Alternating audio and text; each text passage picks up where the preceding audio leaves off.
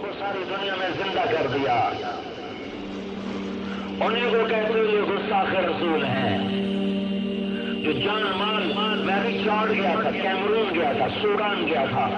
میرے رب کی قسم ایک دن گزارنا اتنا مشکل ہو رہا تھا یا اللہ یہ دن کب ختم ہوگا. پھر اگلا دن آتا یا اللہ یہ دن کب ختم ہوگا. اتنا مشکل علاقہ ہے, اتنا فرق ہے معاشرت اور زندگی کا.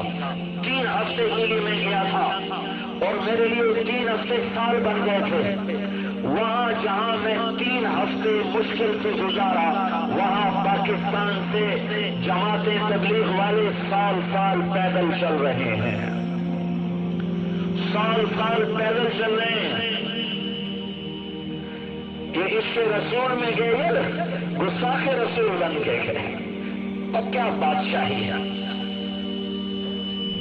بھائیوں, کچھ اپنی عقل بھی استعمال کیا کرو. میں ایک جگہ بیان کر رہا تھا, میں نے کہا اللہ نے میرے نبی کے پاس 9 بکریاں تھیں, 10واں بکرا تھا. ان کے نام تھے اجوا, سٹیا, زمزم, برکہ, ورثہ, اطلال, اطراف, قمراء, غیثاء. یہ 9 بکریاں تھیں میرے نبی کی, ان کے نام لکھے پڑے ہیں. اور 10واں بکرا تھا, اس کا نام تھا یمن.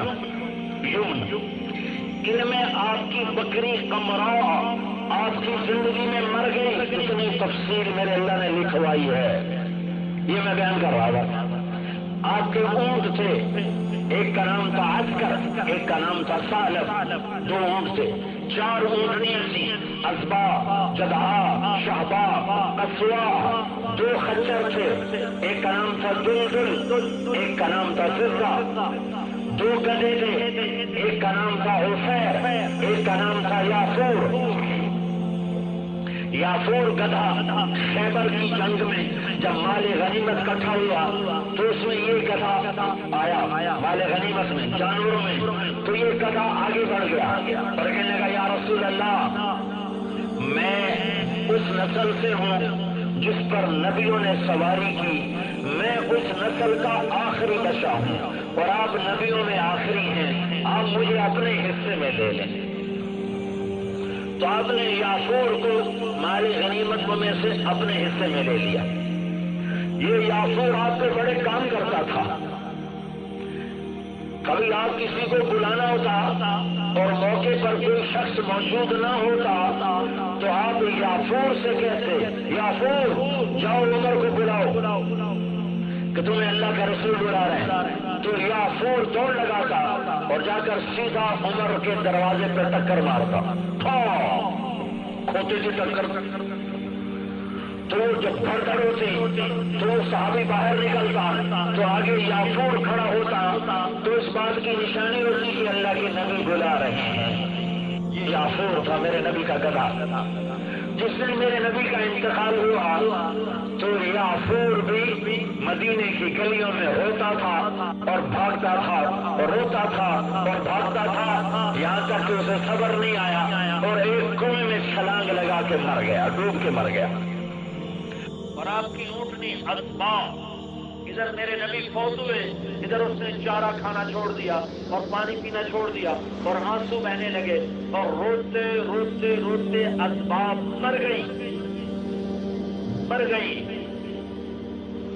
پھر آپ کے گھوڑے تھے فراز, لذاذ, لحیف, سجل, مرتجل, مرتجز, سکب, سبھا, ورد, یاسوب, یابوب, یہ آپ کے گھوڑوں کے نام. یہ ایک بیان میں ایسے تفصیل سنا رہا تھا کہ میرے نبی کے گھوڑوں کے نام یہ, اونٹوں کے نام یہ, کچھروں کے نام یہ, گدھوں کے نام یہ. ایک بڑا ذمہ دار علاقے کا بیان سن رہا تھا. وہ بیان کے بعد اپنے گاؤں گیا اور اپنی مسجد کے مولوی صاحب کو بلا کر کہنے لگا, مولوی صاحب ایک مسئلہ اپنے نبی دی بکریاں دے نام کی ہیں. وہ کہنے لگا بکریاں دا نام تو ہوتا ہی کوئی نہیں, بکریاں دا تو نام ہی کوئی نہیں ہوتا. وہ کہ نہیں کوئی نام ہے مجھے بتاؤ. وہ کہ یہ مسئلہ ہی کوئی نہیں, تم کیا پوچھ رہے ہو. ان کا بات یہ ہے کہ تو نے آج تک مجھے گمراہ رکھا, کہ تبلیغ والے اللہ کے نبی کو نہیں مانتے. ابھی ان کے مولوی کو سن کے آ رہا ہوں، وہ تو اس کی بکریوں کو بھی مانتے ہیں. اس نے بکریوں کے نام بتائے، گھوڑوں کے نام بتائے، خچروں کے نام بتائے، گدھوں کے نام بتائے. تم نے مجھے آج تک دھوکے میں رکھا. پھر اس نے 10 دن ہمارے ساتھ لگائے، 5 وقت کا نمازی بن گیا. میرے بھائیو، یہ تبلیغ کا پیغام ہے. حضرت محمد صلی اللہ تعالی علیہ وسلم کی زندگی کو اپنا لو، اپنا لو. یہ جہان بھی تمہارا، وہ جہان بھی تمہارا.